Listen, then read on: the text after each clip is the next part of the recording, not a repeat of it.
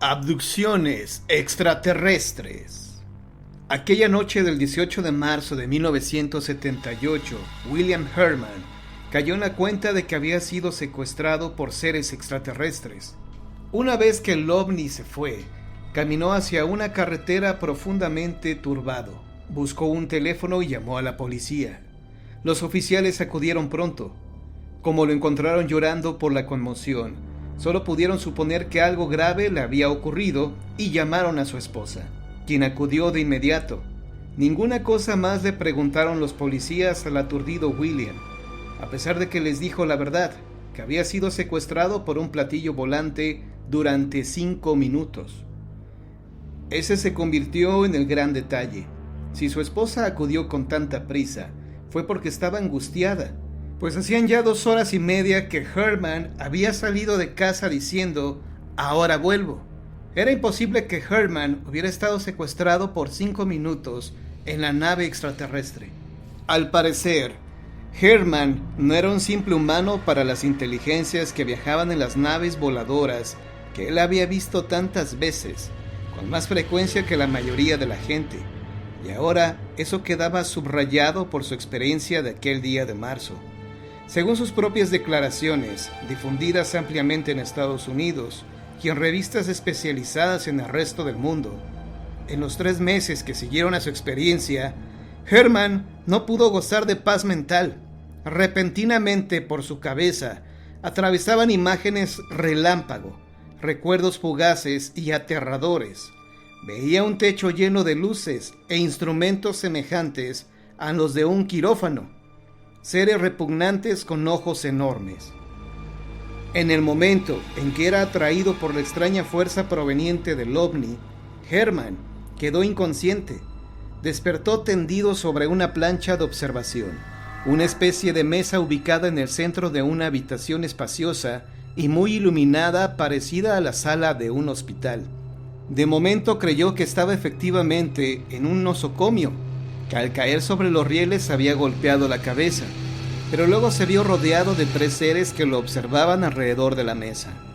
Aquellos sujetos no parecían tener cualidades que los diferenciaran entre sí, pues parecían todos hechos con el mismo molde. Tenían características humanas fundamentales. Por supuesto, eran y parecían inteligentes. Poseían 2 brazos, tronco, cabeza y piernas. Sin embargo, su talla era muy pequeña, apenas superaban el metro de estatura, y la cabeza era, comparada con la humana, mucho más grande. Parecían fetos. El traje rojo que portaban parecía tejido. Era de una sola pieza, y la parte inferior iba metida dentro de unas extrañas botas. Su nariz y boca eran apenas visibles, no por su tamaño, sino por lo poco marcadas que lucían.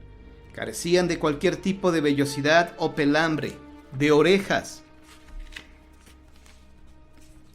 pestañas y cejas, pero sus ojos eran bastante grandes, ovales, con iris color café y sin la parte blanca característica de los ojos humanos. Alrededor de la habitación y encima de su cabeza, Herman descubrió un tenue resplandor rojizo, y después juegos de luces que se apagan y encendían en secuencias rítmicas, todas ellas apuntando hacia su persona. En cuanto a sonidos, al principio los 3 seres se limitaron a mirarse unos a otros como única forma de comunicación. Lo único que se escuchaba era un leve zumbido, proveniente de todas direcciones. Después de observarlo por unos minutos, los seres se acercaron hasta la plancha a una caja negra. En ese momento ocurrió una de las cosas más sorprendentes. Repentinamente, los seres hablaron en un inglés perfecto, como si desde su nacimiento hubieran tenido contacto con esa lengua. Y al tiempo que acercaban la caja negra a diversas partes del cuerpo de William, uno de ellos le preguntó si alguna vez se había roto un brazo. Era cierto, en su infancia, Herman alguna vez se rompió un brazo, y a solicitud del ser que lo interrogaba, hizo memoria y expuso su experiencia. La respuesta que obtuvo fue una enigmática frase: "Está adecuado", pero luego el ser agregó: "Ven, El tiempo es corto. Herman se incorporó para seguir a su interlocutor y entonces tuvo oportunidad de tocarlo. Era como tocar un dulce de malvadisco que cede suavemente a la presión. La consistencia de aquel personaje era también como la de una esponja, sin huesos en el interior. Antes de que Herman fuera bajado de la nave, pudo hablar algunas cosas con sus captores. A pesar de lo extraño que eran ellos, a pesar del platillo volador, a pesar de lo que ellos decían de sí mismos, Herman pensó durante varios minutos que todo eso podría formar parte de un proyecto militar ultra secreto. Aunque luego vinieron varias declaraciones de los seres que cambiaron la percepción de William. Cuando él les preguntó quiénes eran o qué estaban haciendo, ellos contestaron que su lugar de origen se encontraba a 32 años luz de la Tierra, en un par de astros, Z1 y Z2 Reticuli. Según ellos, su misión formaba parte de una red de vehículos con 50 años de presencia en nuestro mundo, que ellos eran astrónomos estelares cuyo objetivo inmediato era realizar un mapa geológico del planeta y experimentos de hidrodinámica y ósmosis invertida. Así que Herman comenzó a estructurar la nada agradable idea de que aquellos seres no eran en absoluto normales o de este mundo, y les preguntó por qué se movían en secreto, como escondiéndose. ¿Por qué no se mostraban abiertamente ante todo el mundo? La respuesta recibida fue muy parecida a la que otros les han dado. Que primero se acercaron al gobierno de Estados Unidos con fines pacíficos o de investigación, pero que los dirigentes les pidieron otra cosa: tecnología para su armamento.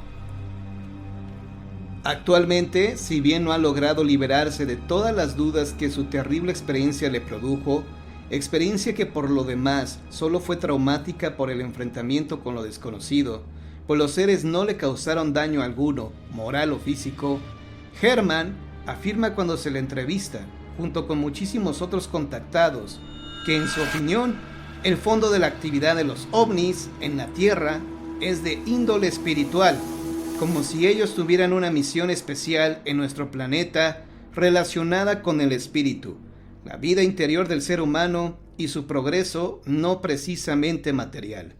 Finalmente, daremos cuenta de la pregunta que Herman hizo casi al final de su estancia en el interior del ovni. ¿Por qué me han escogido a mí para tener esta experiencia? A lo que ellos contestaron: en el futuro tendrá conocimiento de eso que nos pregunta. Fue más o menos la respuesta de sus captores, quienes instantes después lo devolvieron a la superficie terrestre, a la finca aquella, no sin antes encargarse de que William Herman no recordara nada de cuanto había ocurrido en el interior del ovni.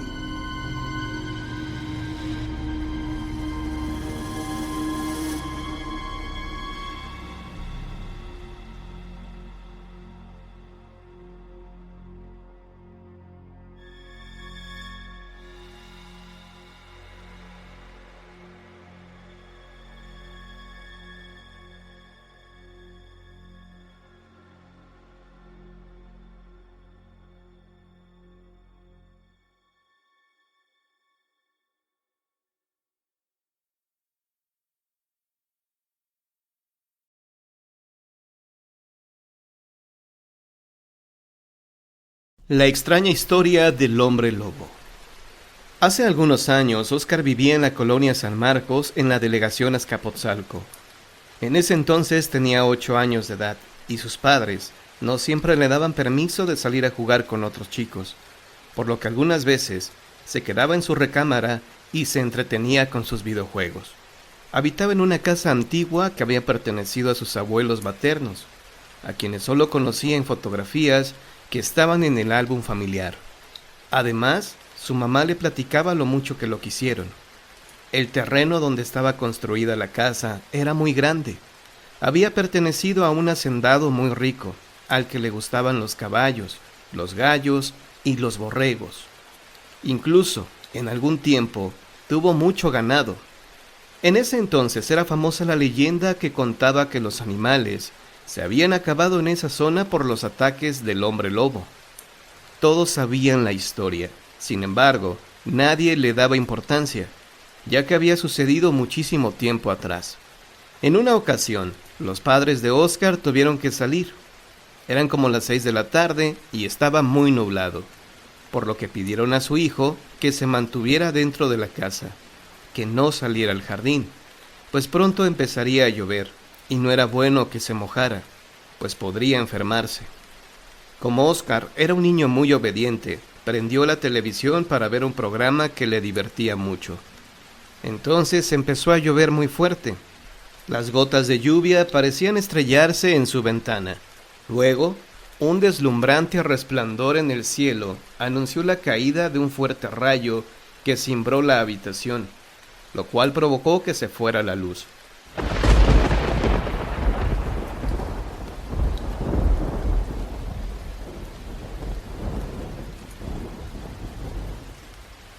Oscar, con valentía, tomó las cosas con tranquilidad y se acomodó en la orilla de su cama para esperar a que volviera la luz. El tiempo pasaba y nada, ya tenía casi una hora a oscuras. De pronto, escuchó como si algo golpeara en la ventana, lo cual despertó su curiosidad, y cuidando de no tropezar, se acercó a ella y la abrió lentamente. Por la rendija se coló un aire helado que inundó su recámara. Sorprendido, cerró la ventana y regresó a su cama, pero esta vez iba titiritando de frío. Sus dientes castañaban al chocar unos contra otros. Su habitación se mantenía fría al igual que él, por lo que pensó que era mejor meterse dentro de la cama y taparse con las cobijas. No supo cuánto tiempo había pasado, pues se quedó profundamente dormido, hasta que su sueño fue interrumpido por el estruendo de otro rayo que cayó fulminante y haciendo un gran alboroto. Asustado por el ruido, ya no pudo conciliar el sueño. Además, todavía no había luz y no podía entretenerse viendo la televisión o jugando videojuegos, por lo que prefirió quedarse en su cama, vigilando sigilosamente todo lo que ocurría. Tanto en la calle como en su habitación reinaba un gran silencio. No se escuchaba prácticamente nada. Solo el paso de algún vehículo se convertía en un gran sobresalto que terminaba de erizar sus cabellos. El tiempo transcurría lentamente, las gotas resbalaban centímetro a centímetro por la ventana y la lluvia había cedido. Sin embargo, ya nadie se aventuraba a salir a la calle. Oscar intentaba distraerse con pensamientos positivos. Recapacitaba sobre lo bueno que era la lluvia, pues las plantas y los árboles del jardín absorberían agua y esto los ayudaría a crecer más. Tan metido estaba en sus pensamientos cuando el sonido del teléfono lo hizo brincar de susto. Al contestar la llamada, escuchó la voz de su papá que le decía: «Hijo, merienda un vaso con leche y galletas que tu mami te dejó sobre la mesa del comedor. Te pones la pijama, te lavas los dientes y te duermes. Nosotros tardaremos un poco en llegar. Cuídate». Oscar le respondió que así lo haría, que no se preocuparan, pero también le dijo que no se tardaran, pues en la colonia no había luz y los rayos lo asustaban un poco. Enseguida fue a merendar, pero cuando estaba por meterse nuevamente a la cama, escuchó un aullido desgarrador.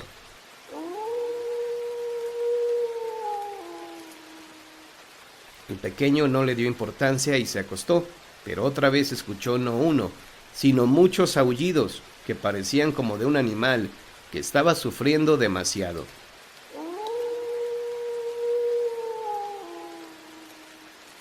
Sintió un escalofrío desde la cabeza hasta la punta de los dedos de los pies. Entonces respiró profundo y dijo: yo soy un niño valiente, que no le tiene miedo a nada. Voy a ver quién hace ese ruido allá afuera». Se puso un suéter y un pantalón sobre la pijama, y al llegar al corredor se dio cuenta de que no se veía nada. Todo estaba oscuro. Aún así avanzó hasta la puerta. La abrió y se asomó. Quería ver al causante de estos inquietantes aullidos, pero no vio nada ni a nadie, por lo que regresó a su recámara. En ese preciso instante, la luz regresó. Por esa noche ya habían sido muchas emociones, así que encendió la televisión. y nuevamente se quedó dormido. Durante su sueño, tuvo pesadillas en las que veía una cueva profunda y escuchaba fuertes aullidos que provenían de ese lugar. Sus padres, al regresar a casa, pasaron a la recámara de su hijo, apagaron la televisión y le dieron el beso de las buenas noches. Oscar estaba demasiado nervioso e inquieto, por lo que al sentir el roce de su mejilla, dio un salto tremendo y despertó agitado. Al ver a sus papás trató de disimular el susto, pero fue imposible. Estos lo habían notado y le preguntaron qué sucedía. Oscar, que era un niño valiente, les pidió que no se preocuparan. Eran solo pesadillas que olvidaría pronto. Les dijo que lo que en realidad quería era descansar para asistir a la escuela. Ansiaba contar su aventura a algunos de sus compañeros. Así pasaron unos días sin que las pesadillas y los aullidos se repitieran. Sin embargo, una tarde, los papás de Oscar le informaron que se ausentarían de nuevo por unas horas, ya que tenían que cumplir con unos pendientes y él no los podía acompañar. Al imaginarse solo en la casa, Oscar recordó los aullidos y sintió miedo, pero no les expresó nada a sus papás para que se fueran tranquilos. Esta vez no llovía, ni había relámpagos, ni se había ido la luz, pero sí se volvieron a escuchar los aullidos en el jardín. Oscar se armó de valor, salió de la casa, empezó a caminar por el jardín, y cada vez escuchaba más cerca los aullidos, por lo que pensó que estaba por encontrar al ser que los producía, pero no había nada. Entró a la casa, y al cerrar la puerta, oyó gruñidos que producían un eco horroroso. Pensó que tal vez pudiera ser el perro de algún vecino. No obstante, sintió mucho miedo, y un escalofrío terrible recorrió su cuerpo. Fueron 2 noches seguidas en las que oía esos ruidos, y aunque se lo comentó a sus papás, ellos no los escuchaban. Preocupados, le dijeron que se fuera a dormir y le rezara a su ángel de la guarda. Oscar sintió que algo había brincado sobre sus pies, algo pesado estaba sobre ellos. Cuando iba a encender la lámpara de su buró, sintió que eso se bajaba de la cama, y solo pudo ver la sombra de un animal que salía por la ventana. Toda la noche estuvo inquieto, no pudo dormir bien. El niño trató de seguir con sus actividades normales, pero por dentro sentía miedo. La sombra se le aparecía en su casa a cualquier hora, en cualquier lugar, y eso lo atemorizaba, pues solo él la veía. Oscar continuaba oyendo los aullidos, parecía como si cada vez el animal estuviera más cerca de su cama.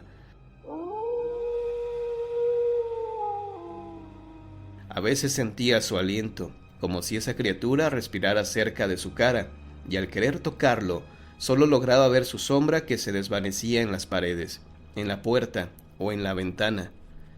Una tarde, Oscar se reunió con David, su mejor amigo, a quien le platicó lo que le estaba sucediendo. David le recomendó que no debía salir por las noches, ya que posiblemente estaba siendo acechado por un hombre lobo, descendiente de aquellos que acabaron con el ganado. La simple idea de ser víctima de una de estas bestias hizo que Oscar saliera corriendo despavorido a esconderse debajo de su cama. Estaba convencido de que en ese lugar no había peligro. Podría esconderse y permanecer inmóvil si veía algo extraño. Sin embargo, pronto Oscar se quedó petrificado, ya que una lengua y algo que parecían colmillos estaban sobre su pantorrilla. ¡Oh no! ¡El hombre lobo me ha descubierto!, pensó Oscar al salir corriendo mientras gritaba desesperado. ¡Ay, mamá! ¡Un hombre lobo está debajo de mi cama! Sus papás, que estaban en la recámara de al lado, corrieron a ver qué sucedía. Oscar no podía hilar palabras. Estaba pálido como la cera.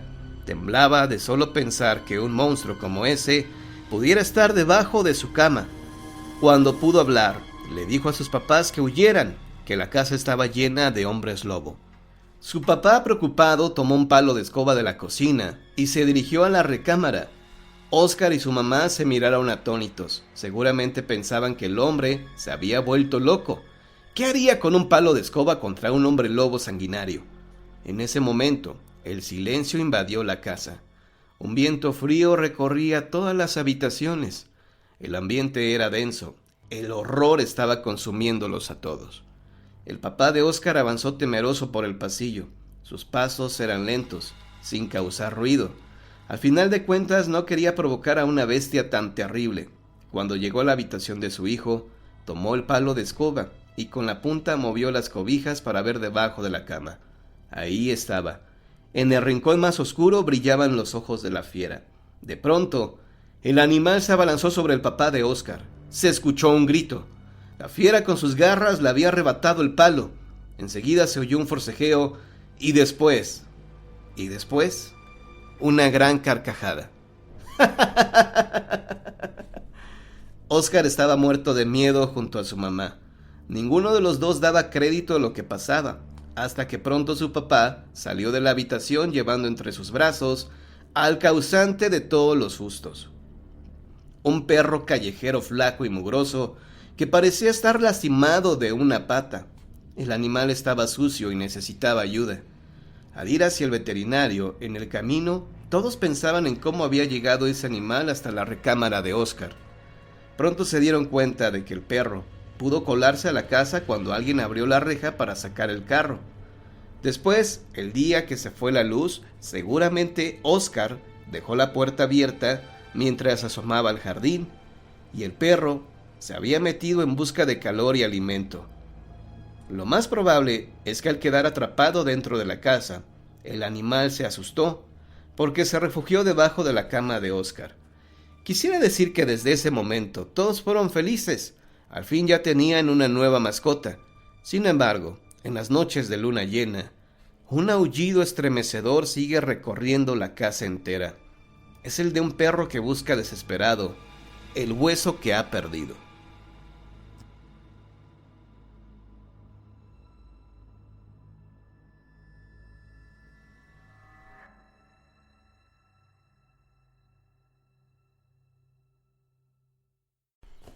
Fantasmas en las calles de México. Cuando un pueblo es capaz de dejar constancia de su acontecer cotidiano, está creando su historia, y cuando ese pueblo trasciende a sí mismo, explica su forma de percibir la vida y expresa la historia íntima de su sociedad e interpreta en clave de belleza la trama escondida de su desarrollo. Hoy viajaremos a través del tiempo y de la leyenda de México, todas ellas signadas por la veracidad histórica, o bien por la fantasía llena de gracia y encanto de la imaginación de quienes han sabido contarlas, relatos, detalles, escritos, crónicas, anécdotas, que han servido para detallar esas calles que oímos nombrar, sin tener a veces la sagacidad de que en ellas se resume mucho de un país fascinante, como lo es México. La calle de Chavarría, ahora Sexta de Donceles. Noche lúgubre, según las crónicas de nuestras antiguallas. Fue la del 11 de diciembre de 1676 para los buenos habitantes de la muy noble y leal Ciudad de México, pues a las 7, estándose celebrando el aniversario de la aparición de la Virgen de Guadalupe en la iglesia de San Agustín, se incendió esta, comenzando por la plomada del reloj. Considérese la consternación y espanto de aquellas benditas y devotas personas al ver que el fuego devoraba un templo tan antiguo y tan suntuoso. Considérese la imposibilidad de contener tan voraz elemento en aquellos remotos tiempos, en que las bombas eran desconocidas, en que las llaves de agua solo servían para satisfacer la sed, y en los que para sofocar el fuego se acudía al derrumbe y a la presencia de las imágenes y de las comunidades que llevaban cartas fingidas de los santos fundadores, en las que éstos simulaban desde el cielo mandar que cesara el incendio. ¡Qué noche! La gente salía en tropel de la iglesia y empujada por el terror, sofocada por el humo, iluminada por las llamas. Los frailes agustinos, por su parte, abandonaban el convento temeroso de que el fuego devorase las celdas. En pocos instantes, la calle estaba completamente llena de una multitud abigarrada que con los ojos abiertos y casi salidos de sus órbitas por el horror, veía imponente que el fuego lamía, se enroscaba y devoraba impetuoso al templo. La multitud, repito, era heterogénea, los curiosos, los devotos que habían quedado, los agustinos, las órdenes de otros conventos, que había acudido con sus santos estandartes y cartas de sus patronos, los regidores de la ciudad, los oidores y el virrey arzobispo, don Fray Payo Enríquez de la Ribera, que personalmente tomaba parte activa, dictando cuantas medidas juzgaba conducentes, para que el fuego no se comunicara al convento y cuadras cercanas, como lo consiguió. Pero cuando era mayor la confusión en el incendio, cuando la gente apiñada frente a la ancha puerta de la iglesia veía salir de estas lenguas colosales de fuego, gigantescas columnas de humo, infinidad de chispas que arrebataba el viento, cuando el calor sofocante, exhalado como el aliento de un monstruo, brotaba de aquella puerta y se comunicaba hasta la acera de frente, haciendo reventar los cristales de las vidrieras de las casas, la multitud presenció una escena que a todos hizo por lo pronto enmudecer de espanto. Un hombre como de 58 años de edad, pero fuerte y robusto, que vestía el traje de capitán y ceñía espadín al cinto, se abrió paso con esfuerzo entre la multitud, y solo, sin que nadie se diera cuenta de lo que iba a hacer, penetró en la iglesia cuyos muros estaban ennegrecidos por el humo. Subió impasible las gradas del altar mayor, trepó con agilidad sobre la mesa del ara, alzó el brazo derecho y con fuerte mano tomó la custodia del Divinísimo, rodeada en esos instantes de un nuevo resplandor, el resplandor espantoso del incendio, y con la misma rapidez que había penetrado el templo y subido al altar, bajó y salió a la calle, sudoroso, casi ahogado, aunque lleno de piadoso orgullo, empuñando con su diestra la hermosa custodia, a cuyos pies cayó de rodillas, muda y llena de unción, la multitud atónita. Pasó el tiempo. De aquel incendio que destruyó la vieja iglesia de San Agustín en menos de 2 horas, pero cuyo fuego duró 3 días, solo se conservó el recuerdo en las mentes asustadas de los que tuvieron la desgracia de presenciarlo. Sin embargo, al reedificarse una de las casas de la acera norte de la calle que entonces como ahora se llamaba de los Donceles, situada entre las que entonces llevaban los nombres de Monte Alegre y Plaza de Loreto, los buenos vecinos de la muy buena Ciudad de México contemplaron sobre la cornisa de la casa nueva un nicho, y dentro de ese nicho no la escultura de algún santo como era entonces costumbre colocar, sino un brazo de piedra en alto relieve, cuya mano empuñaba una custodia también de piedra. La casa aquella que con ligeras modificaciones se conserva aún en pie en nuestros tiempos, fue del capitán don Juan de Chavarría, uno de los más ricos y más piadosos vecinos de la Ciudad de México, que había salvado a la custodia del Divinísimo en la lúgubre noche del 11 de diciembre de 1676. ¿Quién le concedió la gracia de ostentar aquel emblema de su cristiandad en el nicho de la parte superior de su casa? ¿Fue el rey a cuyos oídos llegó el suceso? ¿El virrey arzobispo que lo presenció? ¿O él tuvo tal idea como satisfecho de haber cumplido un acto edificante? Ningún manuscrito ni libro impreso lo dice. La antigua tradición solo refiere el episodio del incendio, y lo que sí consta de todo punto es que la casa número 4 de Chavarría, ahora calle así llamada desde entonces, fue en la que habitó durante el siglo XVII aquel varón acaudalado y piadoso. Pocas noticias biográficas tenemos acerca del capitán don Juan de Chavarría. Nació en México y se le bautizó en el Sagrario el 4 de junio de 1618. Se casó con doña Luisa de Vivero y Peredo, hija de don Luis de Vivero, segundo conde del Valle de Orizaba, y de doña Graciana Peredo y Acuña, de cuyo matrimonio tuvo Chavarría 3 hijos. Fue hombre muy religioso y gran limosnero.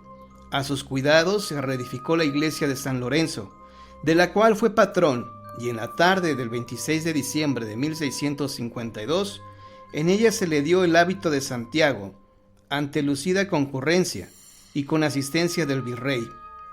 Don Juan de Chavarría falleció en México y en su mencionada casa del 29 de noviembre de 1682, legando una fortuna de unos 500,000 pesos. Y como patrono que era de San Lorenzo, sobre su sepulcro se le erigió una estatua de piedra que lo representaba de rodillas sobre un cojín y en actitud devota. Hoy ya no existe el monumento sepulcral levantado a su memoria. Su buena fama dio nombre a una calle y el símbolo de su piedad se conserva en el antiguo nicho de la vieja casa de su morada.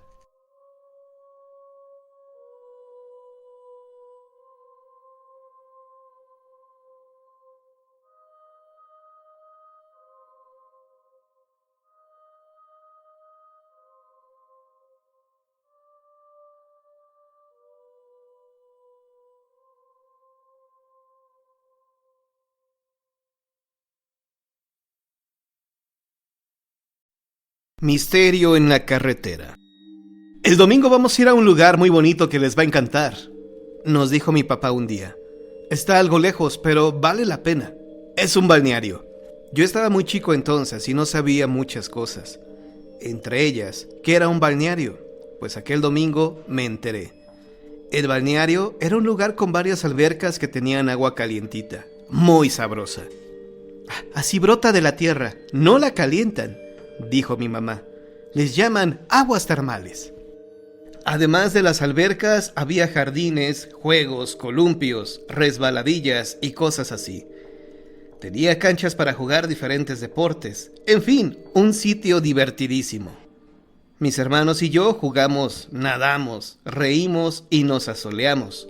Había mucha gente que se la pasaba tan bien como nosotros. También comimos, con apetito voraz. Habíamos llevado una gran canasta con tortas riquísimas, ensalada, fruta y refrescos. Estábamos tan felices en el balneario que se pasó el tiempo volando. Cuando el sol se empezó a meter, mi mamá nos llamó. «Ya es tarde, debemos irnos», dijo a mi papá. Él también pensó que era conveniente, porque estábamos lejos de casa y habría que tomar carretera. Además, el camino no está en muy buenas condiciones y me parece que va a llover, dijo. A nosotros, los niños, no nos pareció la idea. Queríamos quedarnos más tiempo, pero obedecimos. Ya en el auto y con el vaivén del camino me empezó a dar mucho sueño. Miré a mi hermanito que ya iba dormido en los brazos de mamá. Y a mi hermana también la había vencido el sueño. No sé cuánto tiempo dormí, se me hizo mucho. Cuando desperté ya estaba totalmente oscuro. Llovía y el auto estaba detenido. Con la luz de un relámpago vi que estábamos en la orilla de la carretera. «¿Qué pasó, mamá?», pregunté al ver que mi papá estaba afuera. Se detuvo el auto y no arranca», dijo ella. Vi que papá algo hacía detrás de la tapa del cofre del coche. Al poco tiempo regresó adentro empapado y con cara de preocupación. «Creo que es el distribuidor», dijo. «Hace tiempo que anda fallando. Debí revisarlo antes de salir». Mi mamá, que siempre trataba de mantener la serenidad en los apuros, le dijo que se calmara, que podíamos pedir ayuda.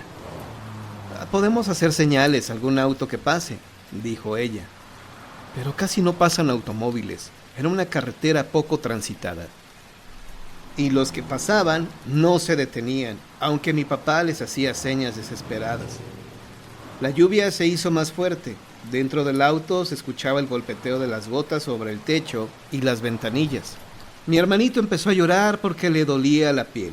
Se había soleado demasiado. A mí también me ardía la espalda por la misma razón. Y a la pobre de mi hermana le dolía el estómago y se quejaba lloriqueando. «Pero te empeñaste en comer casi media sandía, ¿no?», le dijo mi mamá mientras buscaba en su bolso alguna pastilla para darle. «En un momento nos vamos a casa. Ya verán, cálmense», decía tratando de consolarnos. Ella también estaba preocupada. Mi papá volvió a abrir la tapa del cofre y trataba de nuevo de arreglar el desperfecto, sin éxito. De pronto vimos que se acercaba un vehículo y con asombro y gusto vimos también que se detenía. Era un camioncito antiguo, muy destartalado, como si hubiera sufrido un accidente y no lo hubieran arreglado. Un señor de bigotes grandes, muy sonriente, se bajó y fue con papá. Usaba una chamarra a cuadros y una gorra muy curiosa, con orejeras. «¿Qué pasó, amigo? ¿En qué le puedo ayudar?». Oí que dijo. Con la luz de otro relámpago vi que en la portezuela de aquel vehículo estaba escrito Patricio Olivares e Hijo, frutas y verduras, Mercado Central, local 5B. Con una cadena que traía el señor sujetaron la defensa de nuestro coche al camión y nos remolcó a una población cercana, que era donde él se dirigía. Ya era noche cuando llegamos al pueblo y no había ningún taller mecánico abierto, pero nos quedamos en un hotelito muy cómodo. Al día siguiente, muy temprano, mi papá llevó el carro a componer y luego nos dispusimos a regresar a casa. «Sería bueno ir a agradecer todos al señor que nos ayudó anoche», dijo mi mamá. A mi papá le pareció muy buena idea, pero no le había preguntado su nombre ni sabía dónde localizarlo. Yo le dije lo que había leído en la portezuela del camión y todos me felicitaron por mi don de observación. Yo me sentí muy orgulloso. El mercado era pequeño y no nos costó trabajo encontrar el sitio que buscábamos. Nos detuvimos y bajamos del coche frente a una accesoria en donde descargaban manzanas. «Disculpe, ¿el señor Patricio Olivares?», preguntó mi papá a uno de los muchachos que cargaban las cajas con la fruta. Él gritó: «¡Patrón! ¡Lo buscan!». Un hombre joven con bigotes salió del fondo del negocio y sonriente se acercó a nosotros algo extrañado. «¿En qué le puedo servir?», preguntó. Mi papá le explicó el motivo de nuestra visita. «Estamos aquí porque deseamos agradecer de nuevo la ayuda que nos brindó su papá. Supongo que es su papá, ¿no?», dijo mi madre. El hombre ya no sonreía, tenía el rostro pálido. «Mi papá falleció en un accidente de carretera hace 20 años», dijo muy serio. Luego nos platicó que muy cerca del lugar en donde nuestro coche se descompuso, su padre había sufrido una volcadura fatal y perdió la vida. Nos mostró una foto del señor y, en efecto, lo reconocimos. Era el mismo que la noche anterior habíamos visto. Nos fuimos de ahí desconcertados, subimos al auto y en el camino de regreso a casa íbamos callados, cada quien con sus pensamientos. De repente mi hermana preguntó, algo asustada: «Mamá, ¿fue un muerto el que vimos anoche?». «Fue un alma buena, hija», contestó ella, y luego nos pidió que dijéramos una plegaria por el ser que nos había ayudado, sea del mundo que sea. Fin.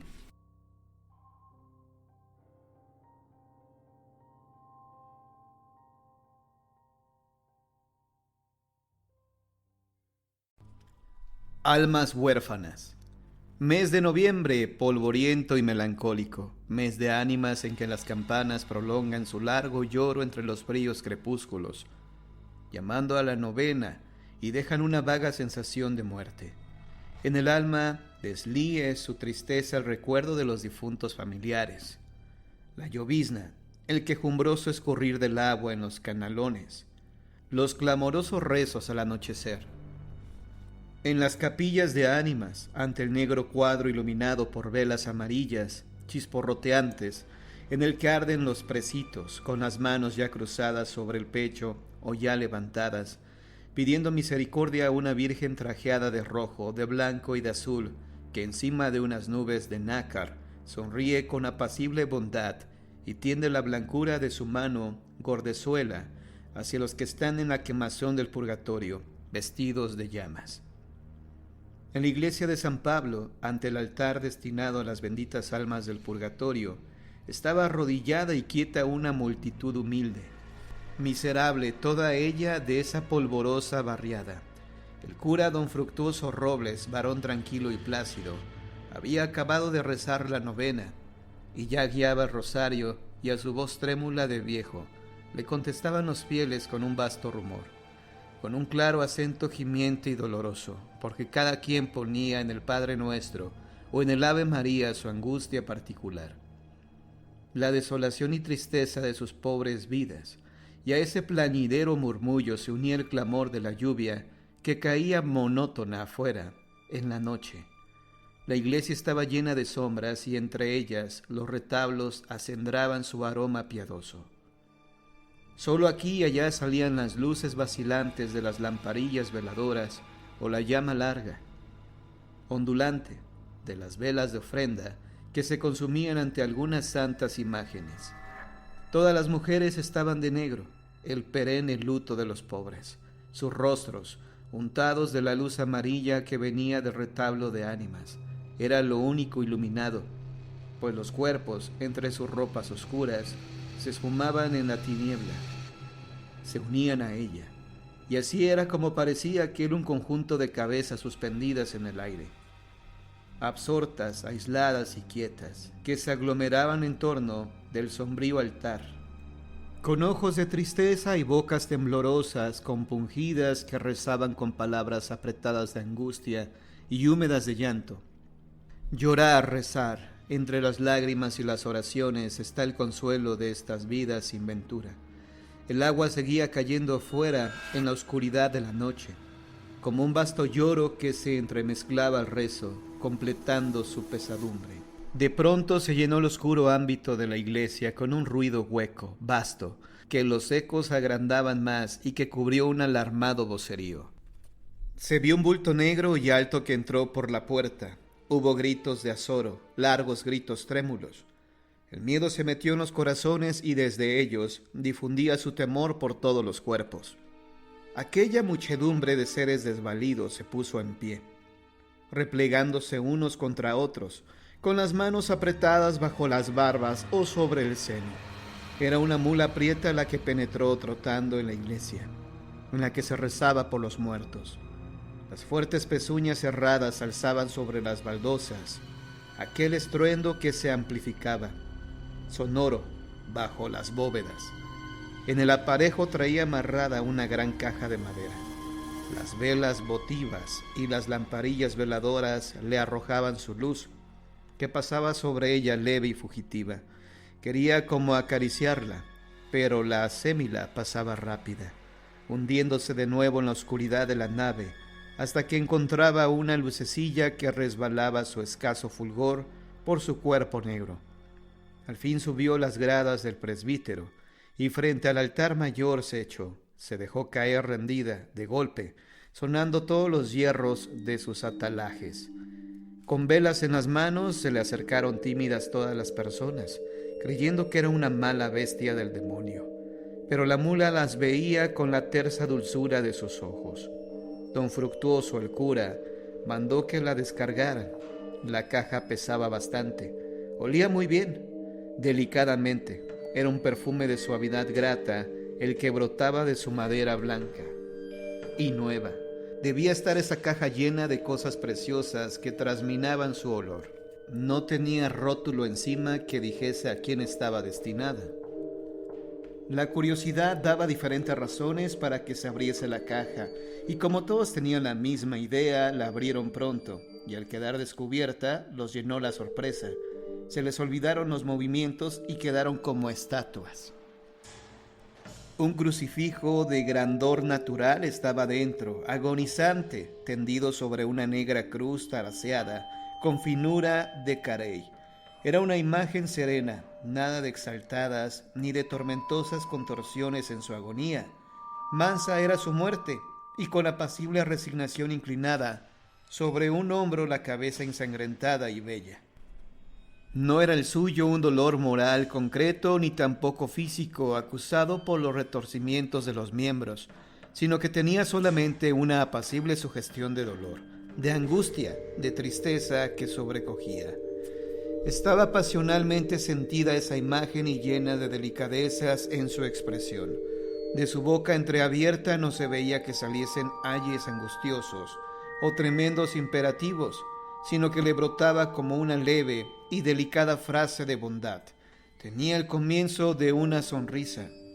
«Las ánimas benditas del purgatorio nos lo enviaron», gimió una anciana. «¡Santo Cristo de las ánimas!», dijo entre un suspiro otra vejezuela encorvada. «Así se ha de llamar esta imagen, el Santo Cristo de las ánimas», sentenció el apacible y cordial don Fructuoso. En el acto la pusieron en el altar mayor y se la entonaron como bienvenida unas alabanzas.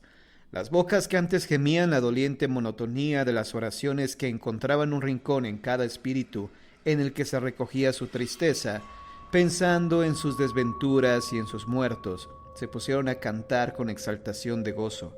Tenían en el alma una alegría nueva, estremecida como una gran flor abierta.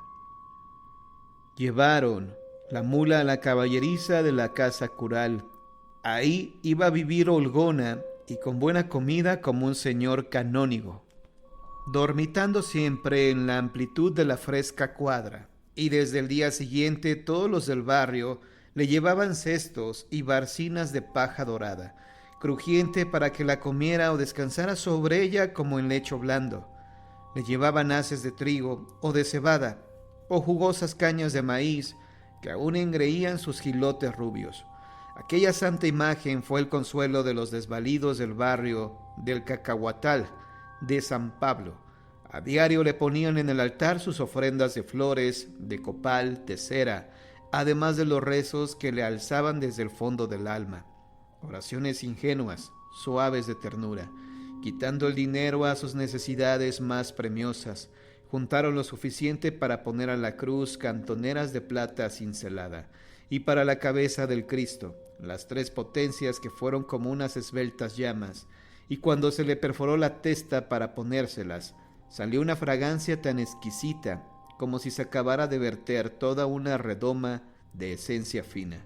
Una gran señora de la ciudad, condesa o marquesa, le envió por un señalado milagro que le hizo en la salud de un hijo una alta y resplandeciente corona de oro en la que combinaban sus luces muchas piedras preciosas.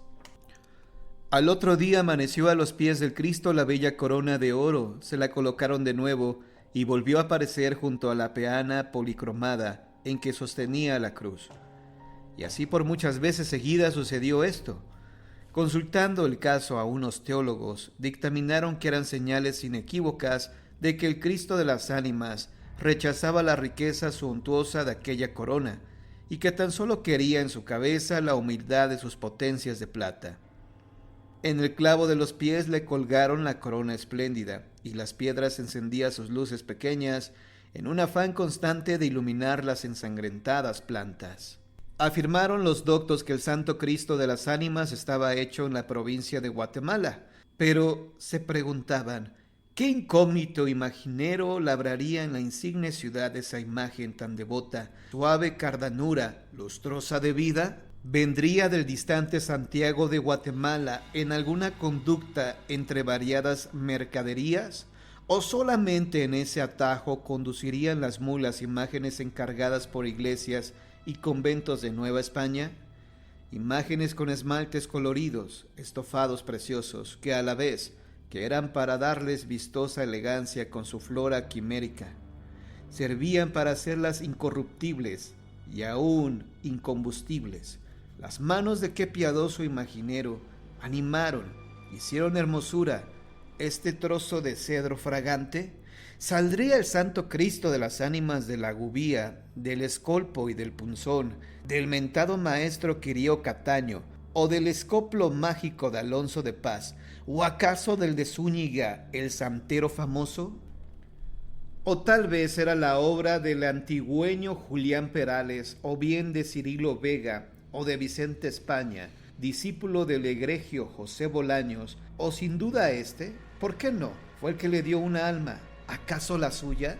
Se llegaba al más dulce de los deliquios, pensando cómo se apartó la mula de la conducta en que venía, tras el tintineo incesante de la campanilla que colgaba del collar de la guía o caponera que trazaba círculos de música en el silencio del campo. Vendría vadeando anchos ríos, nadaría ágil en lo que traían gran caudal en sus corrientes, sin que siquiera se le mojase su carga preciosa, ni aun con los aguaceros tenaces de tierra caliente. Vendría trotando, vivaz, alegre, por desviadas veredas de montaña, por entre bosques intrincados, bajo el fuego de soles tremendos, o bajo la claridad azul de la luna, dialogando sus ojos con las estrellas. Cruzaría por paisajes idílicos, tranquilos, por regiones broncas, abruptas, agrias de peñas y temerosas de abismos, Pero no obstante, el Cristo que pasaba ante ellas su inefable agonía, les iría transmitiendo el dulce contagio de su serenidad, y caminando así días y más días y noches interminables, llegó la mula entre la lluvia, extenuada de cansancio, a la iglesia de San Pablo, guiada por los ángeles que ella solo miraba. Estas evocaciones sumergían a las almas en un ensueño fresco y remoto, y sentían añoranzas por algo vago y suspiraban nostálgicas por cosas desconocidas que echaban de menos. Paz, misterio, melancolía entraban en las almas sencillas y creyentes. Pero un día el Santo Cristo de las Ánimas no amaneció en la iglesia de San Pablo. No estaba ya en su florido altar barroco. Solo la corona de oro se veía refulgiendo sobre la peana en que estuvo asentada la lustrosa cruz de ébano. A la mula tampoco se la encontró en la cuadra. Había desaparecido. La iglesia se llenó de llantos. Toda la gente levantaba la voz con grandes clamores. Aquellos seres humildes se sentían desvalidos, huérfanos. Fuera en la mañana helada, estaba la perenne monotonía de la lluvia, bajando como un lloro del cielo gris. Y las campanas atravesaban por el interminable aguacero su queja lenta grave. Don Fructuoso, el sacerdote viejecito de serena gravedad y dulzura, estaba tirado en la sacristía, con los brazos abiertos, entre un charco negro de sangre. Tenía un puñal clavado en el pecho.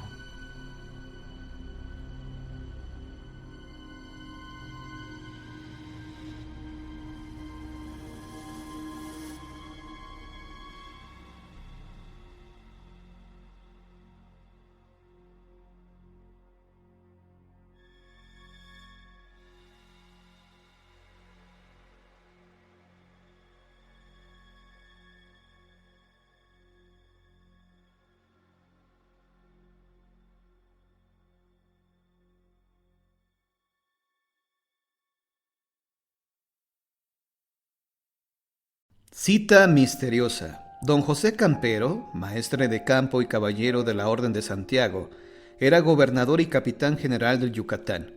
Era valiente, esforzado y de anchos ánimos. Peleó con incansable ardor en las guerras contra los indígenas. Luchó siempre con valentía en contra de los piratas más temibles. En el mar y en la tierra se pasó la vida en esas lides. Siempre estuvo metido, gallardo, entre espadas y piedras, y echándose por lo más sangriento de la batalla, andaba toda hora entre el peligro, seguro y cierto, sonriendo con dulce encanto a la muerte, como a una novia querida. El valeroso don José Campero nunca tuvo miedo, jamás le tembló el alma, pues era un noble caballero de España, y su patria, así como es madrastra de los cobardes, es madre de los valientes, dice Cervantes en el Persigles. Una mañana lo acompañaron hasta la puerta misma de su casa don Felipe, el delegado del ramo y asiento de los naipes, y don Raimundo de Almagro, fiscal del crimen. Subió a su cámara don José y estuvo leyendo unas bulas de la Santa Cruzada. Luego, su ayuda de cámara le llevó la aljofaina para lavarse las manos, con las toallas y el limón, y enseguida se sentó a comer tranquilo con ánimo alegre. Después del breve Domine Bendicite, tomó el paño de mesa, besó el pan y comió, para abrir boca, unas cebollitas y unos pepinillos en agrura. Y embocándose un buen vaso de vino, del oloroso, de ese de 4 cepas, para abrigarse el estómago, echó las sopas en la escudilla de plata para formar lecho al primer tumbo de la reverenda olla. Más vale vuelco de olla que abrazo de moza, también dice otro fabla. Después de Dios la olla, que la casa de Quirós todo es bambolla. Le venían de la cocina los olores gratos de los almodrotes y pebres que bañaban el jugoso estofado, las magras y el pollo en pepitoria, y sonriendo con golosa delicia ante aquellas suculentas magníficas que le iban a alegrar lo más íntimo del alma. Levantó el plato de talavera azul y blanco, y vio que debajo estaba muy doblado un papel que solicitó en el acto su curiosidad. «Esta noche, a las 12 en punto, te espero, capitán, en la catedral», decía el papel con clara letra de Albalaez. Se le acabó a don José Campero el contento que le llenaba el espíritu de feliz optimismo. Llamó con enojo a la ayuda de cámara, llamó a su maestresala, llamó a los pajes y lacayos, y ninguno le supo decir quién puso ahí debajo de su plato ese papel. Todos se azoraban de que ahí estuviera. Ya don José no comió con el apetitoso gusto de siempre sus manjares suculentos, en los que ponía un refinado saber su guisandera. Tenía el pensamiento en otra parte y casi ni distinguía los ricos sabores de los guisados. Solo bebió de su vino. A buen comer o mal comer, 3 veces beber, y don José cumplió con el refrán muy a conciencia. No pudo dormir su siesta regalona y sabrosa. En la penumbra de su alcoba, el pensamiento le andaba dando vueltas y vueltas, inquieto. Se extendía sobre el silencio de la ciudad la voz lenta y grave del esquilón de la catedral, llamando a coro a los señores canónigos, y entraba, trémula y fina, en la alcoba a llevar mayor inquietud a don José. De tiempo en tiempo vibraba en el sosiego de la siesta el canto agudo de un gallo. Salió a la calle el caballero. La calle estaba llena de soledad y amarilla de sol. Llegó a la capitanía, enjugándose el sudor que el peso del bochorno le sacaba, copioso de la frente. Se puso a despachar en algunos de sus negocios. Habló con este y con el otro señor. Firmaba un papel, leía una escritura, contestaba un memorial, se reía con las estupendas quimeras que fantaseaba un tenaz arbitrista. No recordaba ya el capitán don José Campero el inquietante papel que halló debajo de su plato azul y blanco de Talavera. Ya estaba con su afable cordialidad de siempre. A todos sonreía, a todos les decía cosas gratas y buenas, y narraba lances de amor y de guerra. La tarde metió sombras en el aposento y el gobernador y el capitán general dejó los negocios, y con el oficial de la contaduría de propios y arbitrios, don Fernando Ordóñez, y con don Germán Beitia, se fue a la sosega tertulia que se formaba en la celda prioral de San Francisco. Volvió a su casa con la preocupación de un intrincado negocio de la Real Audiencia. Revolvió largo rato en unos henchidos cartapacios antes de ir al comedor. Por fin se puso ante la mesa cuando oyó el largo toque de ánimas que pasaba. Quejumbroso por entre la noche, rezó las Ave Marías con la cabeza inclinada y las manos juntas sobre el pecho, debajo de la barba. Al levantar el plato encontró otro papel. Capitán don José Campero, te aguardo en la catedral a las 12 en punto de la noche. Se estremeció largamente. Otra vez la misma cita misteriosa. Los criados, llenos de extrañeza, temblaban ante el furor y las terribles amenazas de don José, pero no supieron decir tampoco quién puso ahí ese nuevo papel. El capitán general y gobernador del Yucatán era muy valiente y atrevido, como lo demostró en todos los peligros humanos, pero ahora sentía miedo, un miedo invencible, y con él una extraña angustia le penetraba muy fría en el alma. Estaba perplejo el buen capitán. En las manos tenía un menudo sacudimiento. Se le espeluznaron los cabellos y un temblor helado le corría por todo el cuerpo. Sus ojos, que naufragaban en el asombro, veían fijamente las llamas largas, puntiagudas, vibrátiles de las velas que ardían en el alto candelabro de plata que esclarecía el comedor desde el centro de la mesa y amontonaba las sombras en los rincones, detrás de los muebles. Las llamitas se agitaban, se sacudían incesantes, ondulando de arriba a abajo, como movidas por temblor nervioso. Los ojos de don José andaban azorados sobre ellas. De tiempo en tiempo se alzaba una de las manos del caballero, iba desde el mantel hasta la barba senatorial, y Augusta le recorría lenta, muy lentamente, una vez y otra vez. Luego se iba hacia la cabeza, pasaba y repasaba por la cabellera cana, y caía de nuevo, desfallecida sobre la mesa, para ir a coger, con temblorosa inseguridad, el inquietante papel. Lo volvía a leer y se quedaba pensativo, o bien su mirada se iba a escudriñar las sombras, o se levantaba de su asiento silencioso, grave, y recorría muy despacio la habitación, y se refugiaba después en el hueco de la ventana, para esparcir su terror en la frescura de los ramajes que subían desde el jardín bajo el silencio de las estrellas. Lleno de torturas salió de su casa, sentía en el pecho un afanoso latir de ansiedad y de miedo. Fue a ver al arzobispo, don Fray Luis de Cifuentes y Sotomayor. Mostró a su ilustrísima los 2 extraños papeles que había recibido. ¿Qué hacer? ¿Qué hacer? ¿Iba a la catedral? ¿No iba a la catedral? ¿Era caso de conciencia? El obispo no hallaba qué decir para desatar las dudas a un buen amigo. No, él tampoco podía resolver nada. La perplejidad le entorpecía el entendimiento. Que vinieran unos frailes prudentes, austeros, sabios, y se les tomaría su docto parecer. Los familiares fueron a buscar a los conventos, a los padres graves que indicó su ilustrísima. El obispo y el capitán general se quedaron pensativos, silenciosos, abrumados en los amplios sillones de cuero. Los agobiaban negras consideraciones, presintiendo que se acercaba un maleficio. Fueron llegando los frailes, 8 o 10 se reunieron, todos enjutos de tanta maceración, de tanto estudio y vigilia. Las meditaciones los habían consumido sobre los amarillos infolios. Tenían los ojos hundidos, cavernosos, y en ellos les temblaba una extraña luz.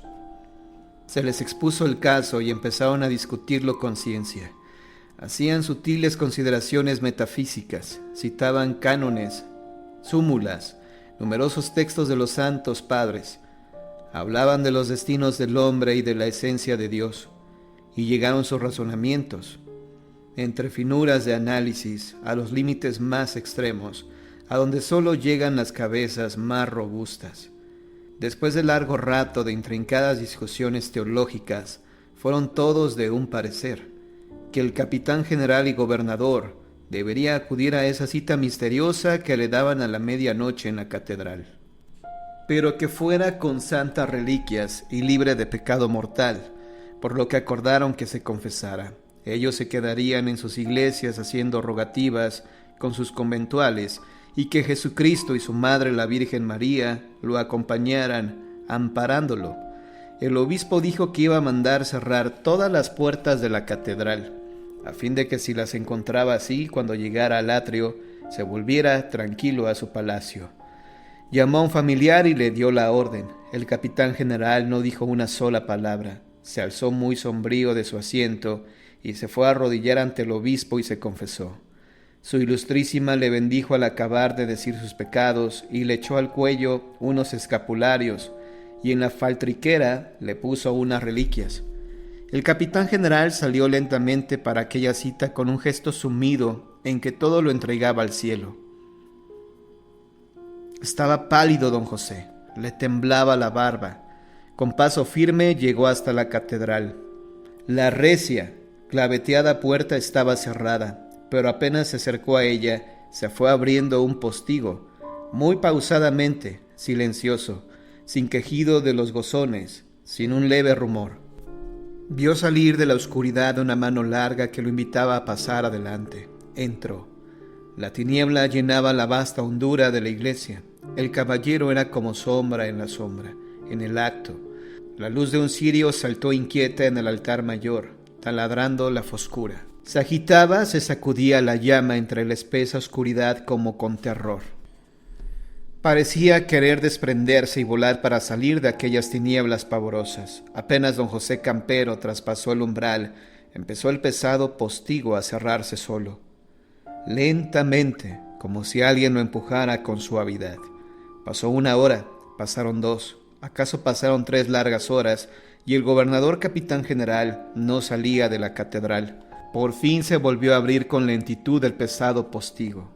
Pero ahora sus goznes iban lanzando en el silencio un rechinido agudo que se modulaba en inflexiones largas y clamorosas. Don José salió trastabillando, como ebrio. Era como leve viruta al viento. Su respirar era anhelante, fatigoso. Parecía que se ahogaba.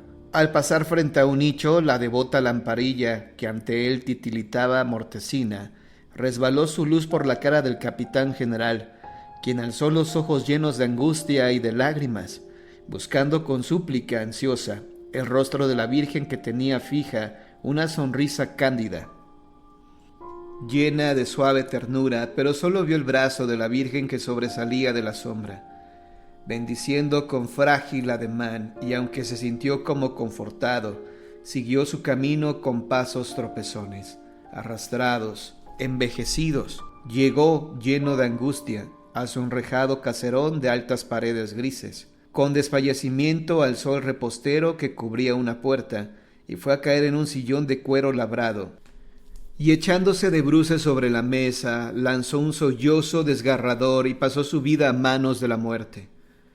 ¿Qué vio en la catedral el valeroso capitán general don José Campero? ¿Con quién habló? ¿Qué le dijeron?